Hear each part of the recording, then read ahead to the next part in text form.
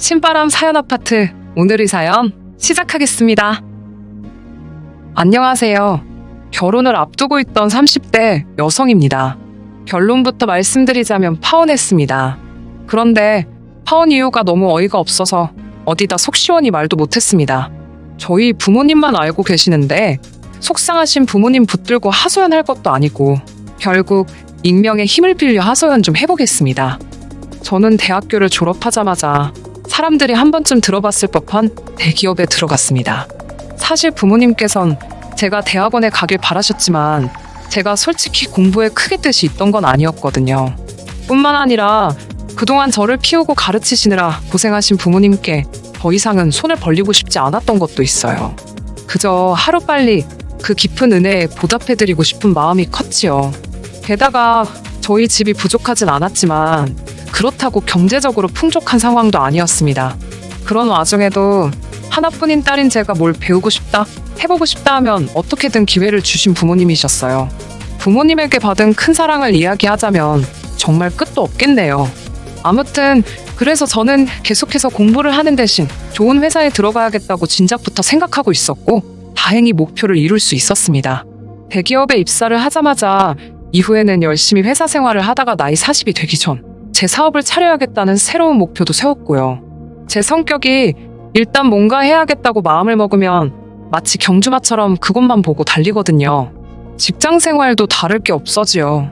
덕분에 친구들과의 여행, 연애 같은 건 잊고 살았던 것 같아요. 그렇게 어느덧 제 나이도 30을 목전에 두게 되었고 주변 사람들은 절 일중독이라고 불렀어요.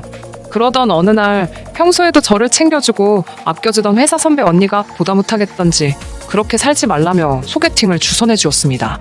솔직히 내키지도 않았고 당황스럽기까지 했지만 언니 마음이 고마워서 거절하지 못했달까요?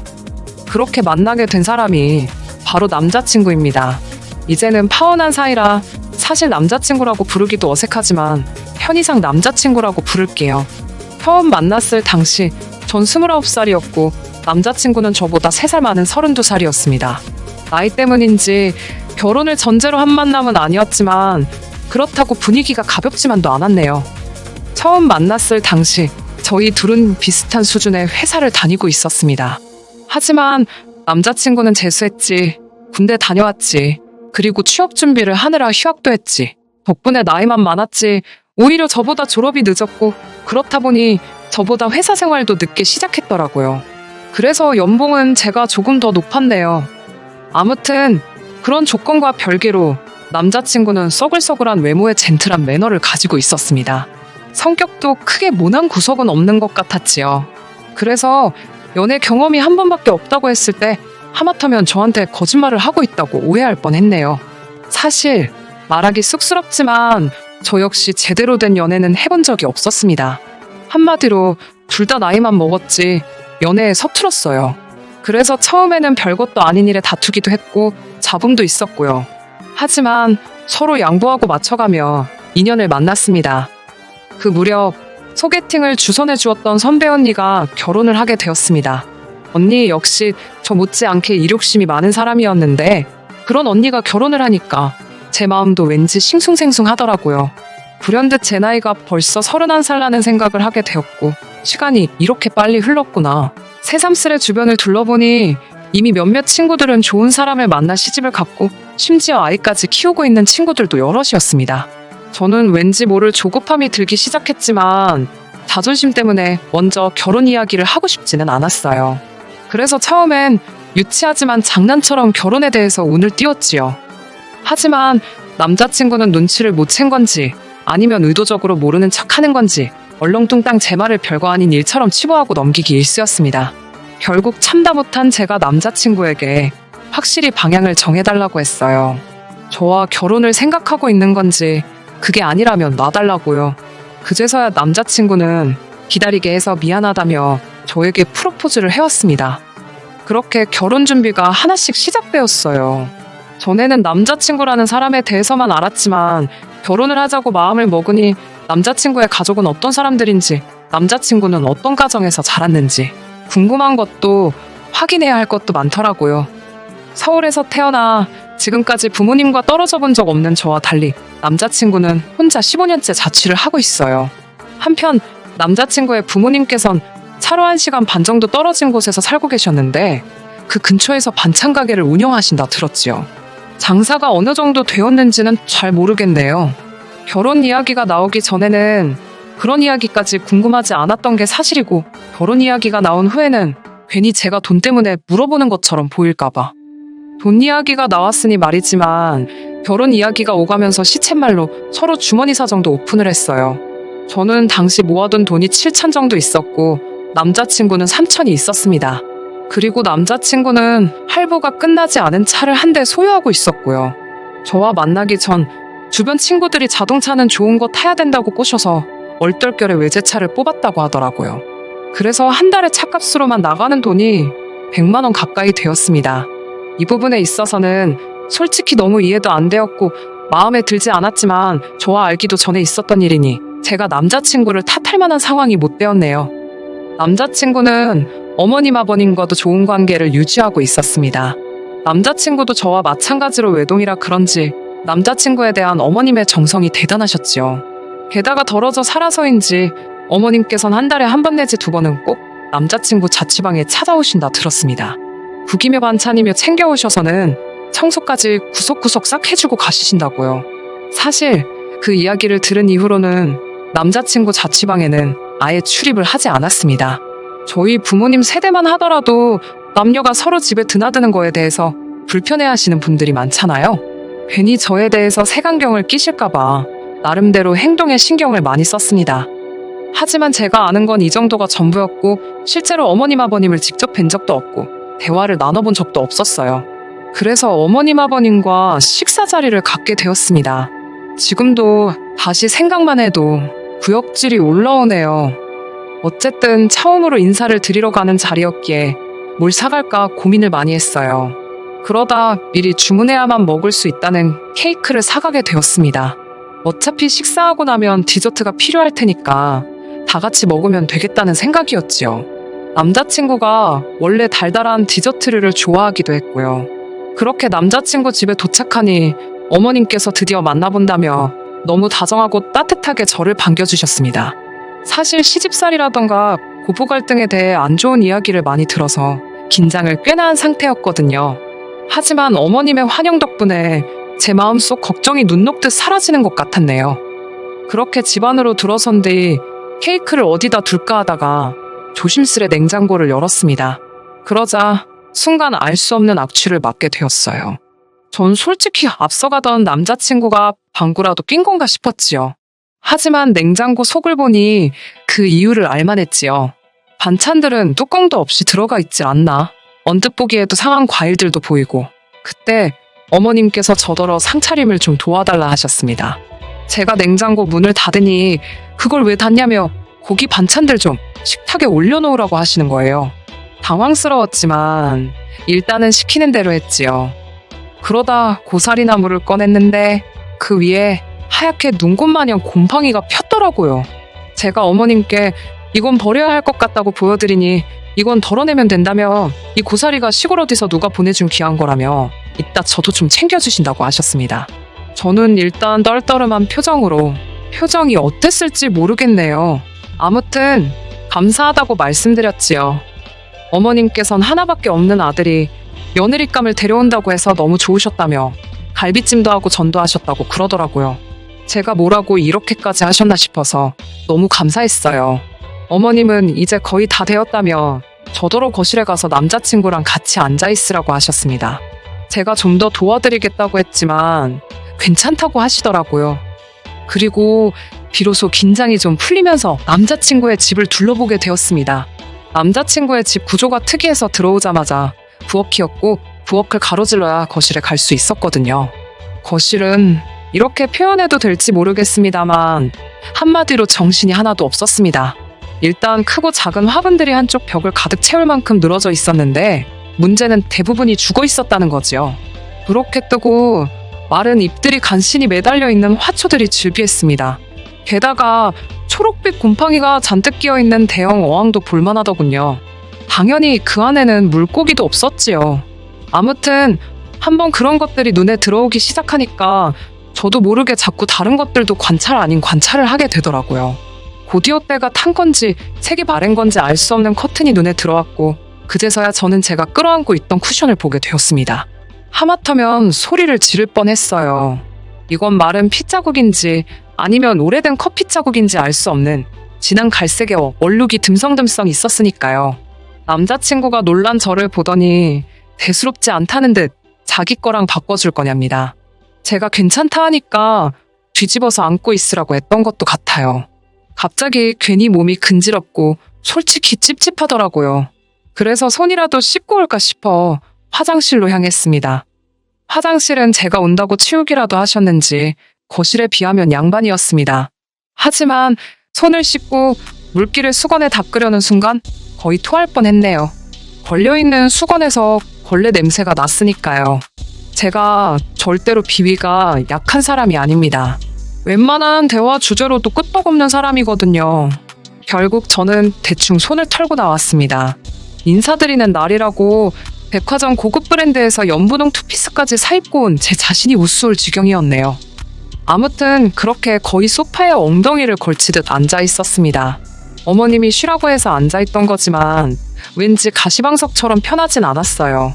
아버님은 저더러 똥 마려운 강아지 마냥 왜 그러냐고 농담을 던지셨지만 그런 농담이 당황스럽고 재밌지도 않았던 전 어정쩡하게 웃어 보였지요. 어느덧 어머님께서 식사 준비가 다 되었다 하셨고 그렇게 저를 포함한 모두가 식탁에 둘러앉았습니다. 집의 상태와 달리 모든 음식은 정갈하게 담겨져 있었고 냄새도 좋았어요.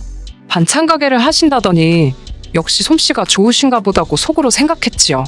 하지만 그런 생각도 잠시 저는 어머님의 행동에 다시 한번 크게 놀라고 말았습니다. 어머님께선 국이 간이 잘 됐나 혼잣말처럼 말씀하시더니 수저로 간을 보시더라고요. 좀 싱겁다 하시더니 맛소금을 어머님 입에 넣으셨던 수저에 덜어서 그대로 국이 들어있는 냄비로 직행이었습니다. 어머님께선 당신 입으로 쪽 빨았던 수저로 온 가족이 먹어야 할 국을 휘휘 젓고 계셨지요. 아버님이나 남자친구는 익숙해서 그런지 별로 놀란 기색이 아니었지만 저는 어쨌든 남이잖아요. 비위가 너무 상하더라고요.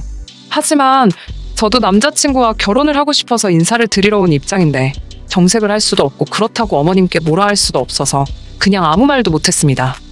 식탁에는 갈비찜이 있었는데 아버님은 며느리감 온다고 네 엄마가 큰돈 썼다면서 모처럼 갈비 뜯게 생겼다고 좋아하시더라고요. 괜히 무안하기도 했지만 정말 저 때문에 신경을 써주셨나 싶어서 비위가 상한 것과는 별개로 기분이 좋더라고요. 그런데 아버님께선 갈비찜을 정말 공격적인 속도로 드셨습니다. 문제는 다 드시고 남 뼈 있잖아요. 그 뼈를 뭐 당신 옆에다 두시거나 빈 접시에 놓으시는 게 아니고 원래 갈비찜이 담겨져 있던 그릇에 다시 넣으시는 거예요.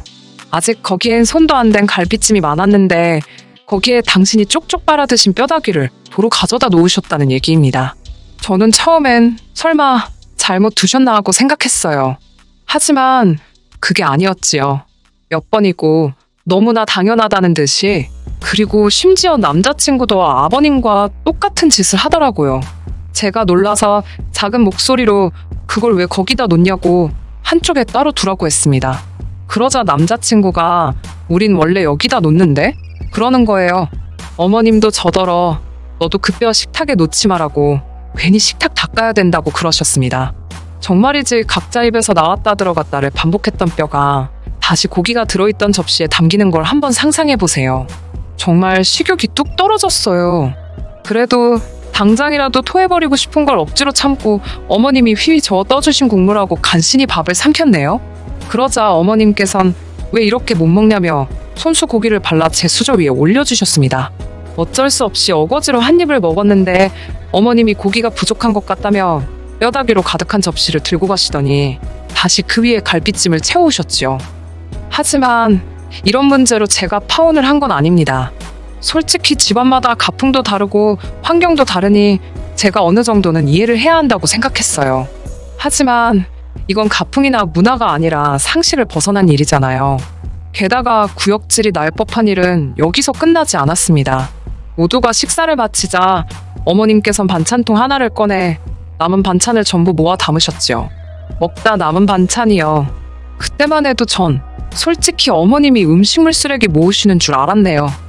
아버님께선 제가 사온 케이크 맛 좀 보자고 하시며 거실에서 2차로 디저트를 먹자고 케이크를 꺼내오셨습니다.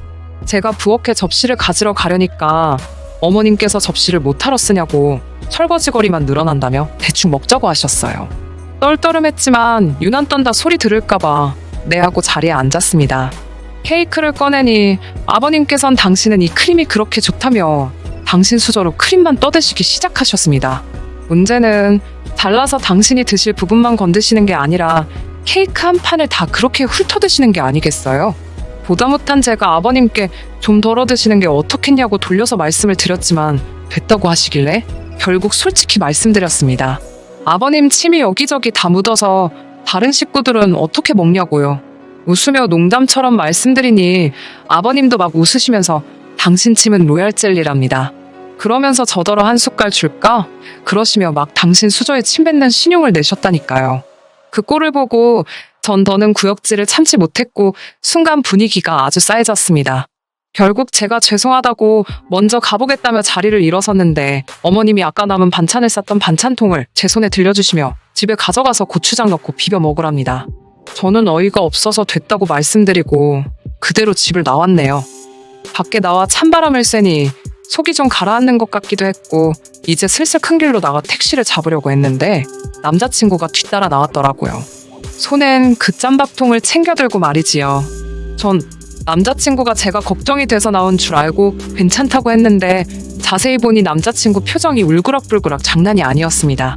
저더러 지금 이게 무슨 행동이냐고 다짜고짜 소리를 지르길래 저도 황당해서 아니 오빠야말로 왜 소리를 지르냐고 받아쳤어요. 그러자 남자친구는 누가 됐건 자기 부모님한테 무례한 건 못 참는답니다. 어이가 없어서 내가 무례하긴 뭘 무례했냐고 솔직히 너무 비위생적이고 비상식적이라 참다 못 참고 뛰어나온 건데 오빠 눈엔 저게 정상으로 보이냐고 물었습니다. 그러자 남자친구가 한다는 말이 한 집안 식구들끼리 뭐가 비위생적이냐며 아주 악다구니를 쓰더라고요. 아니 전 솔직히 말해서 남자친구가 왜 그렇게 격분을 한 건지 파혼한 지금도 이해가 안 됩니다. 차라리 남자친구가 자기 부모님이 절 너무 편하게 생각하셔서 실수를 하신 것 같다 미안하다라고 말했으면 저도 내가 좀 더 참았어야 하는데 어른들이 민망하진 않으셨을지 걱정이다는 식으로 대화가 마무리되지 않았을까 싶거든요. 하지만 남자친구는 미안하다는 말은커녕 저더러 왜 자기 엄마가 싸준 반찬은 안 가져가냐며 왜 자기 부모님을 무시하냐고 계속해서 억지를 쓰더라니까요. 결국 저도 막판엔 그걸 더러워서 어떻게 먹냐고 오빠나 먹으라고 했습니다. 그러자 어머님 반찬 가게 오시는 손님들은 돈 주고 사 먹고 없어서 못 먹는다며 저더러 꼴값 떨지 말랍니다. 도저히 들을 생각도 없고 논리도 안 통하는 인간한테 떠들어봤자 나만 손해다 싶어서 그래 많이 팔아먹으라고 덕담 한마디 해주고 뒤도 안 돌아보고 집에 왔네요. 제가 이렇게 파혼을 했으니 도대체 어디 가서 이야기를 할 수 있겠어요? 이건 뭐 본격적으로 혼수 예단 이야기를 하다 틀어진 것도 아니고 시부모님 되실 분들은 상식이 없으셨고 아들은 재수가 없었다고 해야 하는 건지 파혼 결정은 제가 일방적으로 했고 그래서 한동안 남자친구에게 연락이 오긴 했었어요.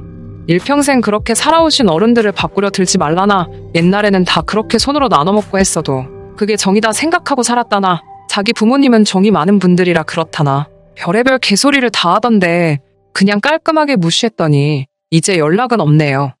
솔직히 제 인연이 아까워 미치겠습니다. 그렇다고 원망만 하며 시간을 보내기엔 제 인생이 아까워서 오늘 이렇게 마지막으로 털어놓고 더는 기억하지 않으려고 합니다. 똥 밟은 셈 치려고요. 끝까지 들어주셔서 감사합니다. 오늘의 사연은 여기까지입니다. 구독과 좋아요, 알람 설정 부탁드리고 더 좋은 사연으로 다시 찾아뵙겠습니다. 감사합니다.